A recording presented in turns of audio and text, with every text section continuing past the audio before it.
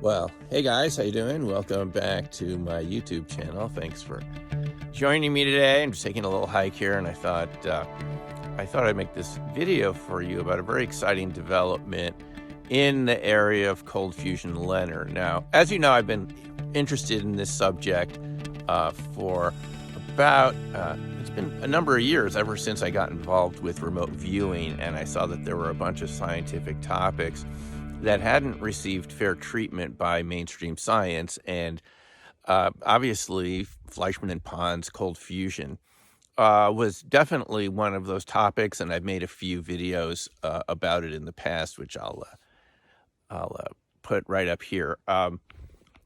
So what's happened recently is there's been a device called a Thunderstorm Generator, which claims to use low energy nuclear reaction type plasma processes in combination with a combustion engine.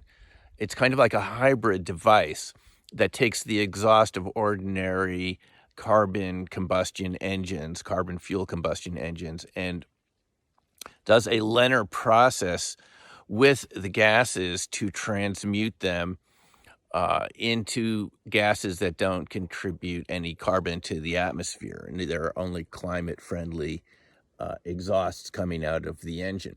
And this is a very interesting development because, for a couple of years now, I've been following Bob Grenier on the Martin Fleischmann Memorial Project. I started following Bob because I was looking for answers to questions about crop circles. I mean, these strange effects that we saw around crop circles, and how would the shapes, the spiral vortex type shapes, contribute to battery and camera failure? I mean, it was thinking about this for decades, and when I came across the Martin Fleischmann Memorial Project channel on YouTube, it answered a lot of those questions, because there's just embedded in cold fusion LENR a lot of ideas and research and theory into the idea of vortices and plasmas and spiral type shapes and fractal, toroidal, electromagnetic moments. And so these sorts of structures and processes have non-ordinary electromagnetic effects. And that's sort of what I was looking to discover. And Bob and the MFMP team really helped me to put that together. And so recently, they've been looking into this thunderstorm generator invented by Malcolm Bendall. And this is a very interesting backstory. I'll post a video here where Malcolm is talking about how he got involved with this. It's an interesting story. He says that he was asked to contact Martin Fleischmann by someone from the U.S. Navy. I'm assuming this would be in the 90s. And after Fleischmann and Pons had revealed their experiment in 1989, for which they were completely ostracized and pilloried and completely thrown out of the scientific condensed matter community and actually left the country, there was such a backlash.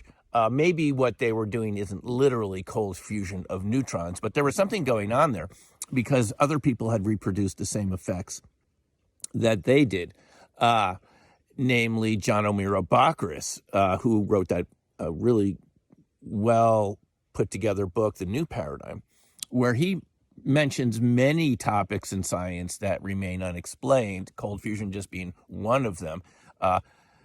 O'Meara Bockris was one of Fleischmann's students, I believe. And he, in The New Paradigm, he talks about all the shortcomings of mainstream science and how it can't explain a lot of things, not just cold fusion. He even actually mentioned my book, Opening Minds, in his chapter about crop circles, for which I was really surprised. I'm reading along there, and he's mentioning my book. His book came out, I think, around 2008, 2009. So I've been following this topic for a while, and Bendall was asked by the U.S. Navy to go spend a week with Martin Fleischmann, not just have an afternoon cup of coffee or something at the local coffee shop. He spent a week with Martin Fleischmann, and Bendall is one of the, from what I understand, one of the top petroleum experts on the planet, petroleum engineers. So he knows a lot about carbon fuels, and he learned a lot about cold fusion. And so for decades, he's been working on this plasmoid thunderstorm generator that works in conjunction with combustion engines. And so this is a very interesting sort of backstory to the whole project. This isn't someone that just popped out of nowhere. This is someone that was asked by the U.S. military to find out more about cold fusion, LENR. And so here we are years later. They just recently had a press conference held in Zurich, Switzerland, well, kind of like it was a demonstration. And Bob Greener was there. I'll link that video too, where Bob really explains how it works. You know, you take the exhaust from the combustion engine, you put it through what Malcolm calls the bubbler, which has an ultraviolet lamp, which ionizes the water and the gases going through it and creates that same sort of separation that leads to oxyhydrogen gas, the Omaza gas, which is basically what Bob Greener has called LENR in a can.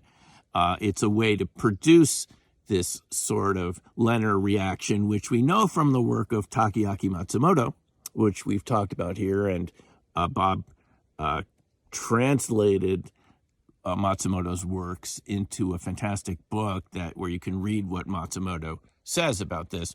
Basically, he showed us that cold fusion LENR is a type of micro ball lightning, coherent matter, that it's really all the same sort of process.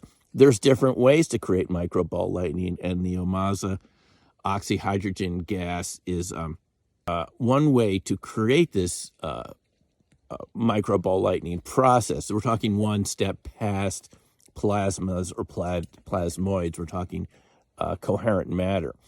And so this thunderstorm generator apparently uses this process to ionize the gases in the water to create a LENR process. It uses a special type of plasma vortex tube and container called a Rank-Hill vortex tube, which does something to this HHO gas to facilitate the LENR process, something about the vortex shape of it. In any case, it's a very interesting set of developments that what we could have on our hands here is a type of hybrid device.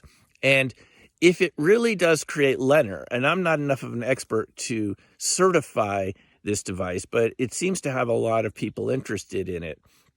And it's obviously Bendall and his group have been working on this for decades. And if you go to their website, which is very interesting, also somewhat complex, has a lot of math and a lot of numbers on it, it's pretty clear they've been studying this sort of in the background for decades. So I just want you to consider the possibility that despite what we see around us on the news, even on the internet, even on our favorite pages, there could be other people working on new technologies, new devices, sort of in secret, that are waiting till it really works to bring it forward. And this could be one of those devices.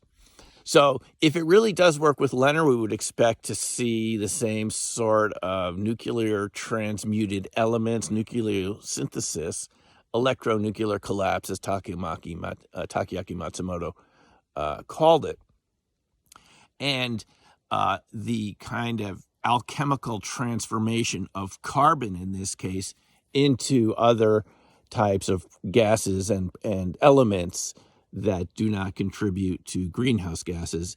This arrangement of this plasma diffuser with a combustion engine also seems to increase its efficiency too. So this could be a very exciting development. It seems to have attracted a lot of interest over in Europe. I haven't heard so much about it here in the US. But I think if you look at the history of technology and science, you do have breakthrough technologies come forward every once in a while. You and I may have seen a lot of devices in the past that we thought were going to be like the jump to 0 point energy, purely quantum driven engines with no exhaust products that had unlimited energy. And those, to my knowledge, haven't panned out. But this is a kind of interesting step in the right direction. We know the LENR process is real. Believe me, after a couple of years of watching and interacting with Bob, I've learned a lot about LENR, and there's zero doubt in my mind at this point that many inventors, from Matsumoto to Alexander Parkhomov, former Soviet Union, Russia, and other experimenters, John O'Meara Bakris, Ken Shoulders over at SRI, one of Hal Puthoff's colleagues, definitely invented this process, and there's not a lot of disagreement between them about what makes it work. There are different names for these self-contained plasmoids. I mean, Shoulders called them EVOs, and Matsumoto called them itonic clusters. And Shakparinov, a fantastic Russian researcher, that showed us why these objects are inherently blurry. Hello. Because the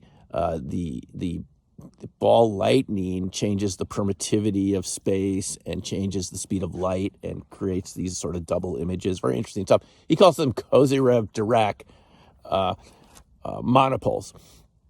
And there's plenty other of names for these ectons, and Shoulders originally called them strong electrons. In any case, whatever you want to call them, it all seems to be the same process. You might know it as static electricity. This is sort of a self-contained, coherent type of matter that visually you could relate to ball lightning and microball lightning. And that seems to be what we're dealing with here. So if we finally have a sustained process that we can combine this with our existing technology in a gradual evolution towards more advanced energy technology, it'd be very exciting, I think, agreed. So anyway, watch this space. Check out the MFMP YouTube channel. I'll put a link below. Thanks for watching, and we'll see you in the next video. Take care for now, and bye.